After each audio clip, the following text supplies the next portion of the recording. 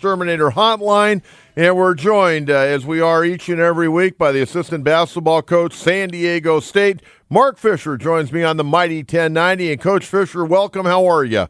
I'm great, Coach. How are you doing? Hey, let me ask you a question right off the bat. We've talked about your players this year, early in the year, getting technicals, and that's definitely been cleaned up. But your dad was whistled for his fourth technical in 14 years by a guy that has done a lot of his games in Scott Thornley. Did your dad deserve the technical? Did he earn it? You know, obviously, I think most people would say this is coming from a biased source. But I heard no curse words, Coach, and all I heard was an exchange. Scott Thornley's a great ref. I don't think it was deserved. I don't think Coach thinks it was deserved. And I think in Scott's heart, he knows it probably wasn't deserved, but it was called. And to Coach's credit, he told the guys, I told you to not get technicals. Now I got one. You got to bail me out. And they did bail him out. What was he upset about? Because I had just gotten home from doing the show, and I walked in, and they gave him the technical foul. What got him so rankled? Honestly, Coach, I think he was just trying to make a point to the official, and the official kind of snapped back at him. And I think Coach was just saying, Scott, I'm just making a point. And I think the exchange went on by Scott Thornley's standards, maybe one comment too many, and he made the decision.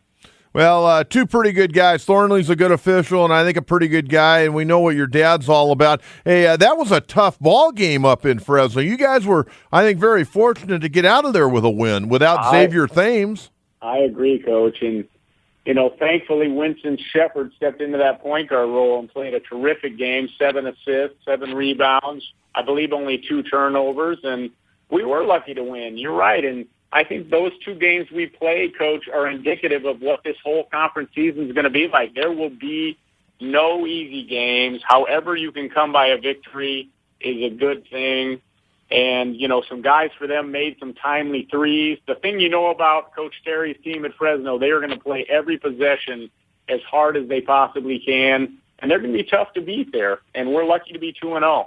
And, you know, their record, I know coming in, they had a losing record. They were a game under 500. But you take a look at who they had played. They had played some teams extremely tough. And I'm talking about some teams that we talk about all the time in college basketball. You're right. They were up on UCLA most of the first half. They were a 2-point game with Colorado at home. So they've been playing some legit upper echelon Division I teams. And they just can't seem to get over that hump and get a win. I wouldn't be surprised, Coach, if we see that happen in conference play. They'll get it all together, and on a good night, I think they're going to catch one of these better teams at home. You know, you brought up Winston Shepard, and there have been times when I've watched him this year, and I'll be honest, he didn't look like the 21st best player in the country coming out last year. But, boy, the other night, and I know he's got a ways to go on his offensive game, but you mentioned the 7 assists, the 7 rebounds. But how about those 2 block shots and that 1 block shot late in the ball game that sealed the win? Yeah, that was a game changer, wasn't it, Coach? Those are things that, you know, you recruit those plays. You don't coach those. And he made a great backside read. He was in his help side position, and he made a great block that saved the basket. I believe it was a 1-point game at that point. So that was such a crucial play. And he's getting better, and he'll have some growing pains. And as you said, he's got a ways to go in certain areas. But he wants to get better. He wants to please.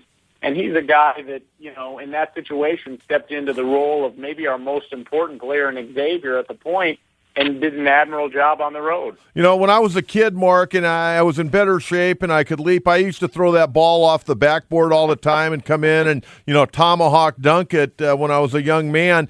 But to see what Jamal Franklin did last week, and quite frankly, he read the defense. That one guy jumped out because he thought he was going to dish it off to that open shooter along the baseline or the short 17-foot corner, and as soon as he saw that, he goes, you know what, I'm going to throw it off the board, I'm going to get a rebound, I'm going to up my shooting percentage, and I'm going to make national highlights. What a play.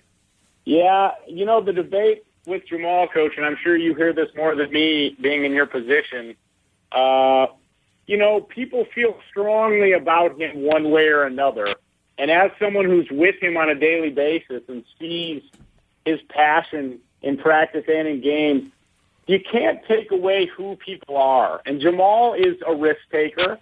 and he's a warrior, and he makes some plays that sometimes toe the line, and that was one of them. And if it doesn't work, it looks terrible, and if it does, it's the top play on SportsCenter for a month. So, with Jamal, the way we feel, Coach, is we have to let Jamal be who he is, and sometimes that might be a mistake or an occasional technical foul, but I think more often than not, the 20 and 18 more than makes up for the deficiencies. Well, Mark, and you can speak on this because you're the son of the head coach, and you've watched him at Michigan. You've watched him now all these years, and for a majority of the years you've been on the bench.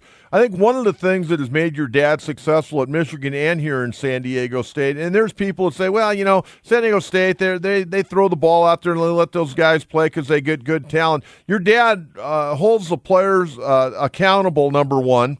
He gets them organized, but I think more than anything else, he allows these guys to be who they are, and I think that's why guys like coming here and having the opportunity to showcase their skills. That's why I think when you look up the road at UCLA, Ben Howland was, the guy that wanted to control every possession. He wanted to control everything that was going on, and that's why now he's decided to loosen up, be a little more flexible, and you're seeing the Bruins play great basketball to where your dad has always made sure the guys were disciplined, yet he didn't take away them to be able to express themselves on the court.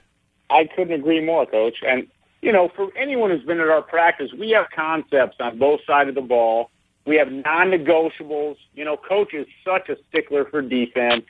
And if you're not doing your job on this team, either side of the ball, you're coming out of the game. And you're going to be coached, and you're going to be pushed, and you're going to be tested. But when the ball goes up and the lights go on, it's just what you said, Coach. Our players are confident. They feel that their coaching staff believes in them, and they're not afraid to make mistakes. And I think sometimes you watch teams that are micromanaged, and the players second-guess the things they do, and the players don't do that here, and I think that's why they enjoy playing for the staff.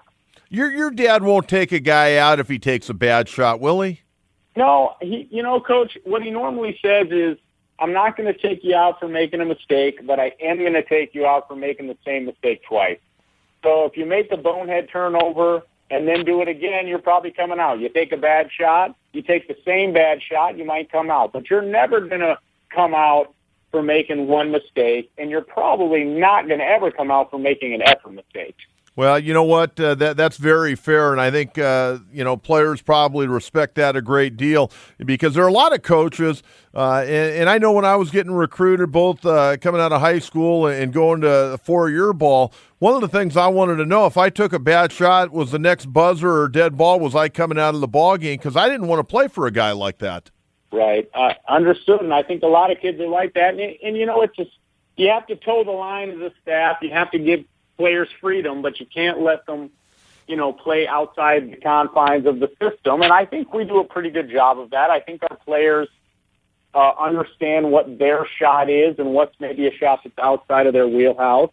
And I think it's worked out well. Every once in a while you'll see a tough shot from one of our guys, but I'd rather have an occasional tough shot with guys who think they can make every shot they take rather than holding the ball for 30 seconds and having guys unsure of themselves. We're visiting with Mark Fisher, the assistant basketball coach, San Diego State, joining us on the Western Exterminator Hotline on San Diego Sports Leader, the Mighty 1090. Saturday, you guys try to keep everybody on their edge of the seat. You got an 18-point lead at halftime. You got a 13-point lead with 7 minutes to go, and then all of a sudden you have to win it in overtime. What's going on out there? I know, Coach. Can't you guys play with a lead?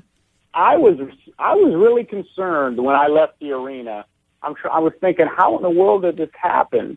And then after I watched the game on tape, Coach, that night, I was still concerned, but a little less, and I'll tell you why. Usually when you make 10 threes in the first half, your concern as a coach is, I hope we don't fall in love with it.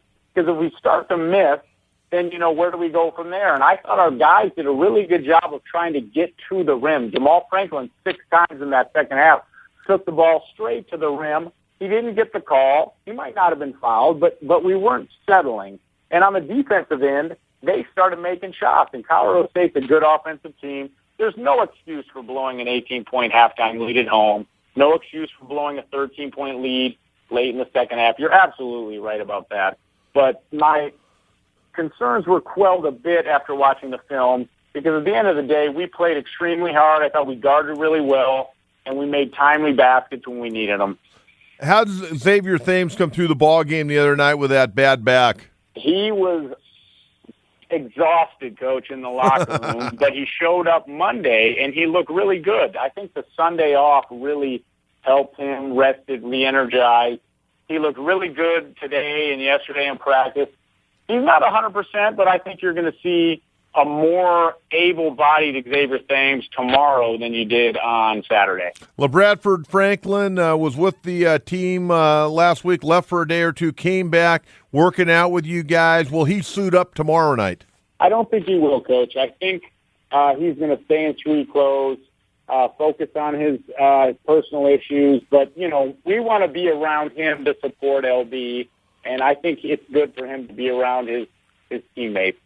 All right, a big week of Aztec basketball. Tomorrow night, 7 o'clock, Viejas Arena, 14-3, 1-1. UNLV come in. Give us a scouting report on the Runnin' Rebs. Well, I think they're the most talented team in the league. They've got a bona fide top 5 NBA lottery pick in Anthony Bennett. He'll be the freshman player of the year running away. He could be a first-team All-American, Coach. He's averaging about 20 and 10. He can do it from every level. He can post up. He can face up from the mid-range. He can shoot the three. They got Mike Mosier rounding back into shape, who last year was their best player, a double-double machine. They got scoring wings and Bryce Jones and Peyton Reinhardt, a fourth-year point guard, and Anthony Marshall. Oh, by the way, nice mid-season eligible a McDonald's All-American center and Kem Birch, and a lot of good players off the bench. They're extremely talented. They run like crazy, Coach, in transition, shoot a lot of threes. And Anthony Bennett, the big freshman, will be the focal point for Aztec fans who haven't seen him. It'll be a treat to watch. I hope not too much of a treat, but you're seeing a guy who next year will be have his name called very early in the NBA draft and make himself a lot of money. And no matter what happens tomorrow night, you got a big road trip coming up this weekend. You got to fly to Denver and then wind your way down to Laramie, Wyoming to play on Saturday against a very, very much improved Wyoming squad. Yeah, you're right. It's going to be such a bear all year, but we've got a couple really tough ones, playing Vegas here at home, and then the long trek to Laramie against such a well-coached team by Coach Larry Shied and his staff, and Leonard Washington making his case for a Player of the Year candidate in the league. Double-double machine. They're without Luke Martinez right now, who's their second-best player. But they've got some talent, and as you know better than most, winning in that environment, in that arena, is not an easy task. I remember one year Chris Marlowe and I went in there to do your game, and Chris got hit in the back of the head with a quarter, and your dad at the end of the game almost got hit with a full water bottle. I know. That was, I believe, Tony Bland's senior year. We won on the road, and they did not react too kindly, and there was more than one tin of Copenhagen chucked at our heads. Yeah, there were Copenhagen cans flying all over. And I remember that one year, their then athletic director, Len Moon, he didn't exactly quiet the fans. He if anything, he kind of instigated it. Yeah, I think I saw him waving them to throw more. No, I'm just kidding. But that's a fun place to play, Coach. And as good as they've been this year, you'd have to expect a good crowd. And it's good. I think our team, especially with the veterans, I think we respond favorably to difficult road environments. So I don't expect anything other than a good performance from us and a really hard-fought game. Yeah, going into Wyoming, especially when you win, it's beautiful because those fans get madder than you can imagine. Sure do. Hey, good stuff. Good luck tomorrow night, and good luck on the road trip, and we'll catch up with you in the middle of next week. Sounds great, Coach. Have a good one. There you go, Mark Fisher.